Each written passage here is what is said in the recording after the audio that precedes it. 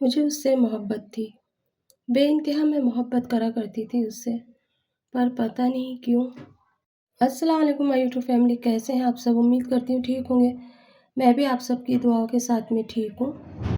हर कोई लड़का या लड़की एक उम्र उसकी ऐसी आती है ना, उसमें वो मोहब्बत कर बैठता है। मैं भी इसी तरह से थी।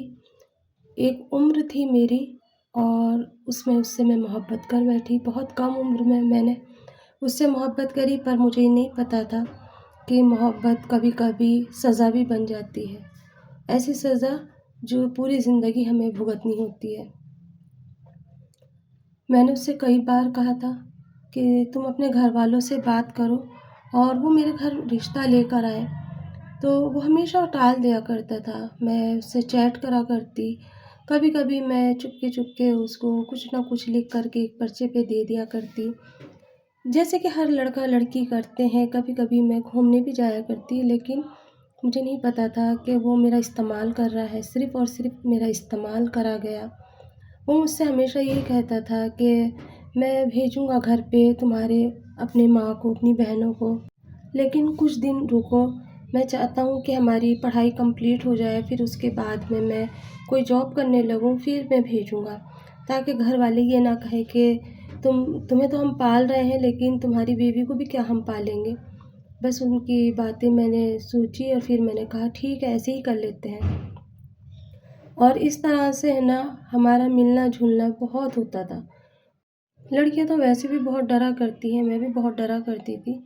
लेकिन बस ये सोचती थी कि अगर मैं इससे नहीं मिलूँगी तो ये नाराज़ हो जाएगा। वो छोटी-छोटी बातों पे नाराज़ हो जाता। कभी भी हमेशा से उसका यही रहा कि मुझे ही उसे मनाना रहा करता था। लेकिन एक दिन है ना, इस बात इतनी बिगड़ गई हमारे बीच में कि मैंने उससे कहा कि हमेशा मैं ही मनाऊँ। वो अपना एक रोब दिखाया करता था, जैसे हस्बैंड वाइफ़ रहते हैं, इस तरह से करने लगा। ये सारी चीज़ें मुझे कभी-कभी अच्छी लगती और कभी नहीं अच्छी लगती। तो मैं ये कह दिया करती थी कि देखो ऐसा है, जब तक हमारी शादी नहीं होती, जब तक तुम मुझसे इस तरह से बात मत करा करो, ना ही तुम मेरा दिल दुखाने की कोशिश करो। छोटी-छोटी बात पे नाराज़ होना, छोटी-छोटी बात के ऊपर बहुत बड़ी बात बना देना। मैं बहुत परेशान हो गई थी इन सारी चीज़ों से कि अभी से ये हाल है तो आगे पता नहीं क्या हाल होगा। लेकिन फिर उसके बाद में वो नॉर्मल हो जाता और फिर उतना लाड लड़ाता कि जैसे कि मैं नहीं कोई और। ख़ैर एक दिन उसने मुझसे कुछ ऐसी बात कही जिसके लिए मैं तैयार नहीं थी। उसने मुझे अकेले में मिलने के लिए कहा और ऐसी जगह पे कहा जहाँ मैं अपने आप को बिल्कुल भी सेफ़ नहीं समझती थी। मैंने उससे मना कर दिया, आप लोग समझ सकते हैं लड़के अपनी हद कहाँ पार करते हैं। मैंने उससे कहा कि शादी से पहले ये सब कुछ भी नहीं, जब तक हमारी शादी नहीं होगी मैं इस तरह से कुछ भी नहीं अपने साथ होने दूँगी। और इस बात के ऊपर से वो नाराज़ हो गया। फिर मैंने उससे कई बार कहा कि अगर यही सब चीज़ें हैं तो तुम रिश्ता भेजो। रिश्ता भेज दोगे, अब चाहे हमारी पढ़ाई कंप्लीट है या नहीं, लेकिन मंगनी हो जाएगी। उस पे भी वो राज़ी नहीं था। फिर उसने मुझसे कहा कि ठीक है, अगर तुम इन चीज़ों पे राज़ी नहीं होती हो तो ये रिश्ता हम यहीं ख़त्म कर देते हैं।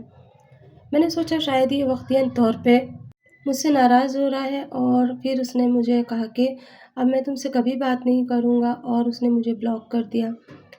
मैंने भी सोचा कब तक मैं इसको मनाऊँ, 1-2 बार मैं भी इस तरह से करके देखती हूँ, देखते हैं आगे क्या होता है। और इस तरह से उसका और मेरा बातचीत बंद हो गई। 3-4 दिन गुज़र गए लेकिन उसने फ़ोन नहीं करा। मैं चैट बराबर यहाँ से करती तो कभी वो खोल देता, कभी बंद कर देता, कभी ब्लॉक करता, कभी अनब्लॉक करता। लेकिन मेरी चैट वहाँ पहुँच जाती, उसकी एक भी चैट नहीं आई यहाँ पर। मैं पागल थी, पता नहीं क्या मेरे दिमाग में था जो मैंने उसको इस तरह से चैटिंग कर के मनाने की कोशिश करी। आखिर में फिर भी मैं ही झुकी ना, लेकिन उसने एक बार भी जवाब नहीं दिया।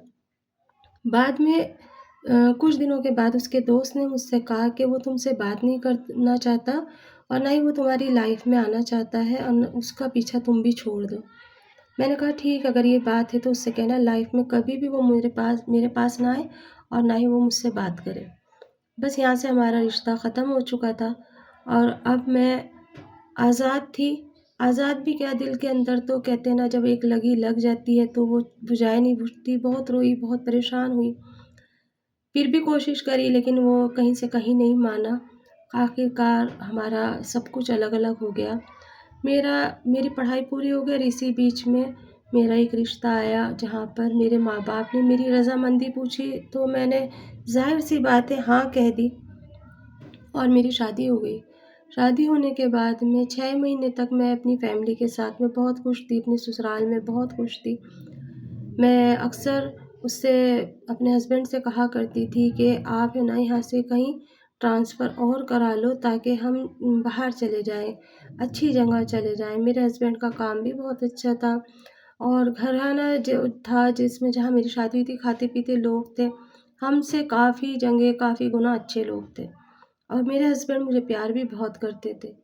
एक दिन मेरे हस्बैंड ने आके बताया कि मेरा ट्रांसफ़र दूसरे शहर हो गया है और तुम भी चलो मेरे साथ। मैं तो बहुत खुश थी क्योंकि मेरे दिल में जो डर था वो कहीं न कहीं मुझे डराया करता था कि वो कहीं सामने ना आ जाए।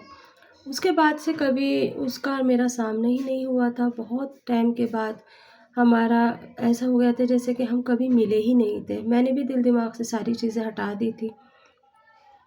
खैर वक़्त गुज़रता रहा, मैं अपने हस्बैंड के साथ उस शहर चली गई। एक दिन मेरे हस्बैंड ने कहा कि आज मैंने अपने कुछ दोस्तों को है ना खाने पे बुलाया है और यहाँ हमारी जान-पहचान भी इसी तरह से बनेगी। अभी कोई हमें जानता भी नहीं है, अनजान शहर है और मुझे बहुत अजीब-सा लगता है। तो मैंने कहा ठीक है आप अपने दोस्तों को बुला लें क्योंकि मेरी तो कोई फ्रेंड थी नहीं यहाँ पर। तो उन्होंने अपने दोस्तों को बुलाया, उन दोस्तों में एक वो भी शामिल था। जब मैंने अपने घर के अंदर उसको देखा तो मैं थोड़ी देर के लिए तो सटपटा गई कि ये क्या हुआ? मैं जिस शख़्स से बचकर और जिससे भागकर मैं यहाँ आई थी, आज वही मेरे सामने फिर आ खड़ा हुआ, मेरा अतीत मेरे सामने आ गया। उसने मुझे जब देखा तो वो भी शॉक हो गया कि आखिर ऐसा कैसे हुआ? ख़ैर मेरे हस्बैंड ने मुझे बताया कि ये मेरे ऑफ़िस में काम करते हैं, जितने भी जन हैं ये सब मेरे ऑफ़िस के काम करने वाले हैं। बस मैं उस दिन तो चुप हो गई लेकिन मैं पूरा दिन डरती रही और ये लग रहा था कहीं ये कुछ बात ना कह दे, कहीं ये कुछ कह ना दे। वही हुआ जिस चीज़ का मुझे डर लग रहा था ना कहते हैं ना कि जितना हम डरते हैं उतना ही वो डर हमारे सामने आता है, मेरे सामने भी वो डर आया। उसने एक दिन मुझे कॉल करी और उसे नंबर किस तरह से मिला मुझे बड़ा ताज्जुब है। आज तक मैं नहीं समझ पाई उसके पास ये नंबर कैसे पहुँचा मेरा। उसने मुझे कॉल करा और कॉल करके बोला मैं तुमसे मिलना चाहता हूँ।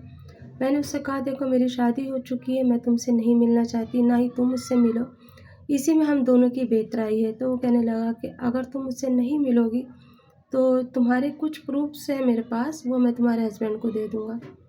ये सुन के बस मैं तो चकरा गई। मैंने सोचा कि अगर नहीं मिलूँगी तो ये कर देगा, सरफरा है क्योंकि पहले भी मैंने इसको बहुत बार इस तरह से देखा था। मैंने कहा चलो ख़ैर ठीक है मैं मिल लूँगी तुमसे लेकिन ऐसा कुछ नहीं करना कि जो तुम मेरी ज़िंदगी में दख़ल-अंदाज़ी दो या आग लगाओ। कहने लगा ठीक है फला-फला जगह पे तुम मुझसे मिलने आ जाना और इस बार भी उसने मुझे होटल का नंबर दिया और मैं चली गई। जब मैं उसके होटल में गई तो उसने मुझसे बातें करी पहले तो, फिर बताया शिकवा-गिला काफ़ी टाइम तक चला हम दोनों के बीच में। मैंने उसकी कमियाँ निकाली, उसने मेरी कमियाँ निकाली। ख़ैर मैं वहाँ पर से आ गई। फिर उसके बाद ये सिलसिला जारी हो गया। अब वो कभी भी मुझे कहीं पर भी बुलाता और फिर उसके बाद वही हरकतें शुरू हो गई उसकी जैसे शादी से पहले थी। अब वो मुझे ब्लैकमेल करने लगा था कि मैंने अगर उसकी बात नहीं मानी ना तो वो मेरे सारे प्रूफ़ दे देगा। देखिए इस तरह से ना ज़िंदगी एक लड़का एक लड़की की बर्बाद कर देता है। मेरे प्रूफ़ उसके पास क्या थे सिर्फ़ चैट थे, कुछ पेपर्स थे जिस पे मैंने लिखा था, मेरी राइटिंग थी, नाम मेरा कहीं से कहीं तक नहीं था।